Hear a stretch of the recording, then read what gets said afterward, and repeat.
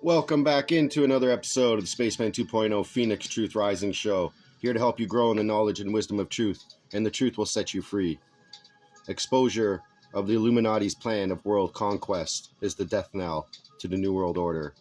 Not only will you get the best history lesson of the planet, about the planet, but what's going on the planet with the elites,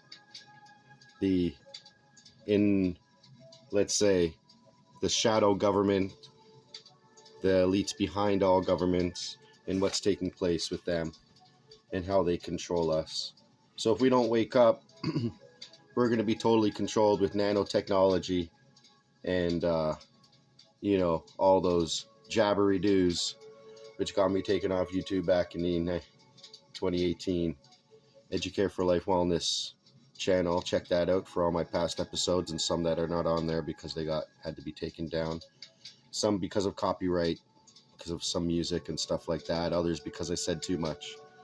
With that being said, let's get back on into Through Darkness into Light, Endless Cycles of the Divine Plan, Volume 1. If you'd like your copy, get yours today by scrolling down below. I'll have a more up-to-date summary on prices, shipping, and everything included with the donation. And I do truly appreciate every single one of my subscribers, every single one of you that watch and share, especially as well as that are interested in getting your own Phoenix Journal in your hand so that you can read along on your own leisure, because reading this once is not enough. You have to read it 2 times, 3 times, 4 times, and there's still more that you get out of it each time. The lessons are priceless and endless. So continuing on with what the Sumerians say and what our scientists have come to know and what has already taken place for our planetary alignments and all that to take place. So let's get back on into it. Chapter 8, HATONN, Year 5, Day 293. Remember, 1987 was the year of the harmonic convergence, so 5 years from that is 1992. So Thursday, June 4th, 1992, meditation. The fairest thing you can experience is the mysterious. It is the fundamental emotion which stands at the cradle of true art and true science and truth itself. And yet mystery is only mystery until revealed. Mysticism shall always remain mystic because it is conjured by human and never intended to be revealed. Its entire foundation of being requires that it never have reason or unveiling. So let me read that again. Kind of messed it up, sorry. Meditation. The fairest thing you can experience is the mysterious. It is the fundamental emotion which stands at the cradle of true art and true science and truth itself. And yet mystery is only mystery until revealed. Mysticism shall always remain mystic because it is conjured by human and never intended to be revealed. Its entire foundation of being requires that it never have reason or unveiling. So isn't that what they keep us mystified with? All these wonderful isms and schisms and scientific revelations that are truly not revelations of science in the first place, especially carbon taxing us for over-carbonating the planet, when this shows that a saturation can only take place up to a certain point, and then no longer more heating can take place ever, even if you add more carbon into the environment. So let me not get back into anything distracting me from that, but just look it up. Science has proven that itself, true science. So from outer space, you now have information from apparatus traveling out from your planet which has focused your attention on the importance of collisions. It becomes obvious to your scientists as they study data that these cosmic crashes are potent sculptors of the solar system. But are they actually? Are they careless, coincidental collisions, intended encounters, haphazard planning, and or supposition with no basis in fact? The Sumerians made clear 6,000 years earlier the very same fact in question. Central to their cosmogony, worldview, and religion was a cataclysmic event that they called the Celestial Battle. It was an event to which references were made in miscellaneous Sumerian texts, hymns, and proverbs. Go look them up, just as you find in the Bible's books of Psalms, Proverbs, Job, and various others. But the Sumerians also describe the event in detail, step by step. in a long text that required 7 tablets. 7 tablets? Of its Sumerian original, only fragments and quotations have been found. The mostly complete text has reached us in the Akkadian language, the language of the Assyrians and Babylonians, who followed the Sumerians in Mesopotamia. The text deals with the formation of the solar system prior to the celestial battle, and even more so with the nature, causes, and results of that awesome collision, and with the single cosmogonic premise. It explains puzzles that still baffle your astronomers and astrophysicists. Even perhaps more important, whenever these modern scientists have come upon a satisfactory answer, it fits and corroborates the Sumerian one. Prior to instrumental discoveries, recently the prevailing scientific viewpoint considered the solar system as you see it today as the way it had taken shape soon after its beginning, formed by immutable laws of celestial motion and the force of gravity. There have been oddballs, to be sure, meteorites that come from somewhere and collide with the stable members of the solar system, pockmarking them with craters, and comets that zoom about in greatly elongated orbits, appearing from somewhere and disappearing, it seems, to nowhere. But these examples of cosmic debris, it has been assumed, go back to the very beginning of the solar system, some 4.5 billion years ago, and are pieces of planetary matter that failed to be incorporated into the planets or their moons and rings. A little more baffling has been the asteroid belt, a band of rocks that forms an orbiting chain between Mars and Jupiter. According to Bode's law, an empirical rule that explains why the planets formed where they did, there should have been a planet at least twice the size of Earth between Mars and Jupiter. Is the orbiting debris of the asteroid belt the remains of such a planet? The affirmative answer is plagued by 2 problems. The total amount of matter in the asteroid belt does not add up to the mass of such a planet, and there's no plausible explanation for what might have caused the breakup of such a hypothetical planet, if a celestial collision, when, with, what, and why. Your scientists simply had no answer. The realization that there had to be one or more major collisions that changed the solar system from its initial form became inescapable after Uranus flyby in 1986. That Uranus was tilted on its side was already known from telescopic and other instrumental observations, even before the Voyager encounter. But was it formed that way from the very beginning, or did some external force, a forceful collision or encounter with something such as another major celestial body, bring about this tilting? Let us consider the fact that these moons swirl around the equator of Uranus in its tilted position, forming altogether a kind of bullseye facing the sun, made scientists wonder whether these moons were there at the time of the tilting event, or whether they formed after the event, perhaps from matter thrown out by the force of a collision. Scientists speculate, if the moons formed at the same time as Uranus, the celestial raw material from which they agglomerated should have condensed the heavier matter near the planet. There should be more of heavier, rocky material and thinner ice coats on the inner moons, and a lighter combination of materials, more water, ice, less rocks on the outer moons. By the same principle of the distribution of material in the solar system, a larger proportion of heavier matter near the sun, more of the lighter matter in a gaseous state farther out. The moons of the more distant Uranus should be proportionally lighter than those of the nearer Saturn. But the findings reveal the situation contrary to these expectations.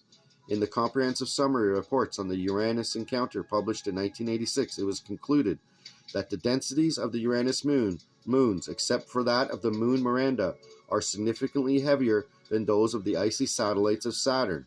Likewise, data showed, again contrary to what should have been, that the 2 larger inner moons of Uranus, Ariel and Umbriel, are lighter in composition, thick icy layers, small rocky cores, than the outer moons, Titania and Oberon, which were discovered to be made mostly of heavy rocky material and had only thin coats of ice. These findings were not the only clues suggesting that the moons of Uranus were not formed at the same time as the planet itself, but rather sometime later, in unusual circumstances. Another discovery that puzzled the scientists was the rings of Uranus were pitch black, blacker than coal dust, presumably composed of carbon-rich material, a sort of primordial tar scavenged from outer space. These dark rings, warped, tilted, and bizarrely elliptical, were quite unlike the symmetrical bracelets of icy particles circling Saturn. Pitch black were 6 of the new moonlets discovered at Uranus, some acting as shepherds for the rings, if you will. The obvious conclusion was that the rings and moonlets were formed from the debris of a violent event in Uranus's past. Your scientists thought it a likely possibility that an interloper from outside the Uranus system came in and struck a once larger moon sufficiently hard to have fractured it. Would this not cause havoc on a planet or orbit of any type? The theory of a catastrophic celestial collision as to the event that could explain all the odd phenomena on Uranus and its moons and rings was further strengthened by the discovery that the boulder-sized black debris that forms the Uranus rings circles the planet once every 8 hours, a speed that is twice the speed of the planet's own revolution around its axis. This raises the question, how is this much higher speed imparted to the debris in the rings? Based on all the preceding data, the probability of a celestial collision emerged as the only plausible answer. It was projected that, in all probability, the moons and point were created as a result of the probable collision of some sort that knocked Uranus on its side.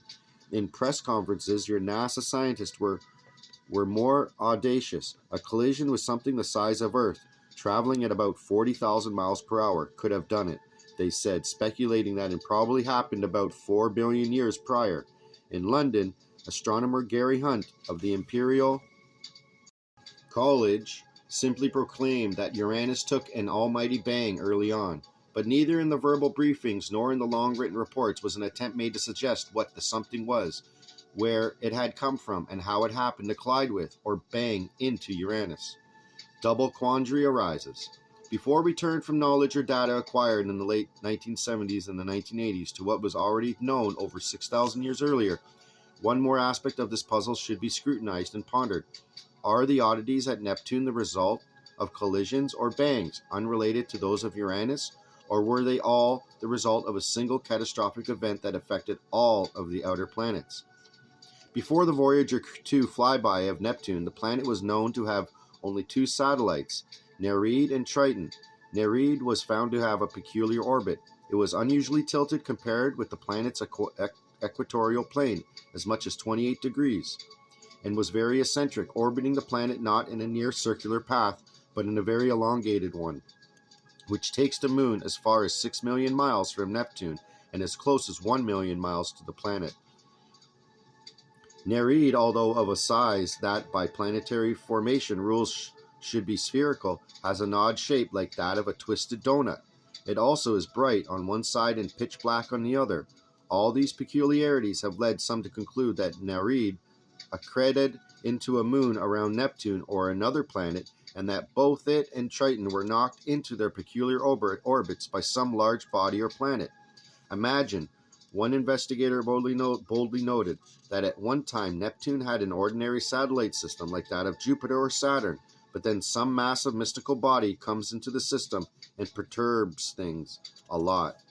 It was presumed that the dark material that shows up on one side of Nereid could be explained in one of 2 ways, but both require a collision in the supposition.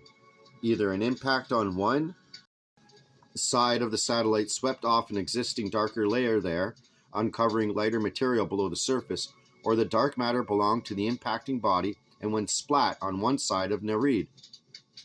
That the latter possibility is the more seemingly plausible is suggested by the discovery announced by the JPL team on August 29, 1989, that all the new satellites, 6 more found by Voyager 2 at Neptune, are very dark and all have irregular shapes, even the moon designated 1989 N1, whose size normally would have made it spherical.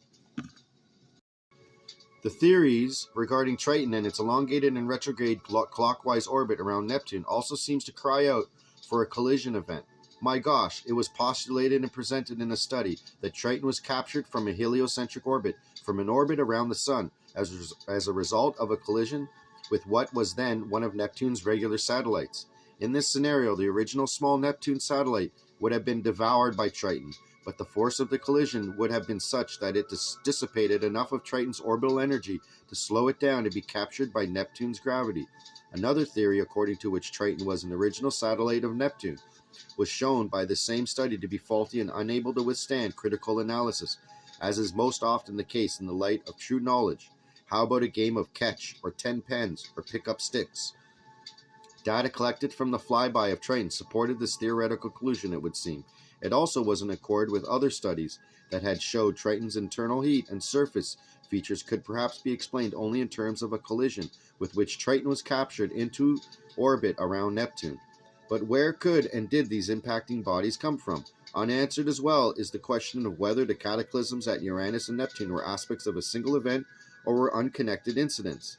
Is it not ironic but also gratifying to find that the answers to all these puzzles are provided by the ancient Sumerian texts, and that all the data discovered or confirmed actually uphold and corroborate the Sumerian information? Sumerian texts say. The Sumerian texts speak of a single but comprehensive event. Their texts explain more than what modern astronomers have been trying to bring into some kind of explanation regarding the outer planets.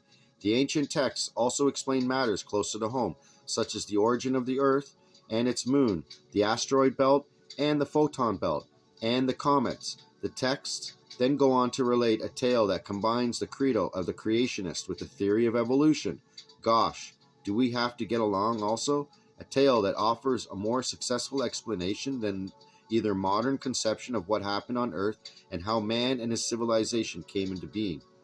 As regards the photon belt, the 3 days of darkness, etc., I shall have to take them in order of projection. Once again, if you do not know what is, how could you possibly deal with that which might be as a result of same?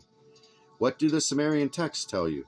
It all began when the solar system was still quite young. The sun, Apsu, in the Sumerian text, meaning one who exists from the beginning, its little companion, Mummu, one who was born, your Mercury, and further away, Tiamat, maiden of life, were the first members of the solar system. It gradually expanded by the birth of 3 planetary pairs, the planets you call Venus and Mars, between Mummu and Tiamat.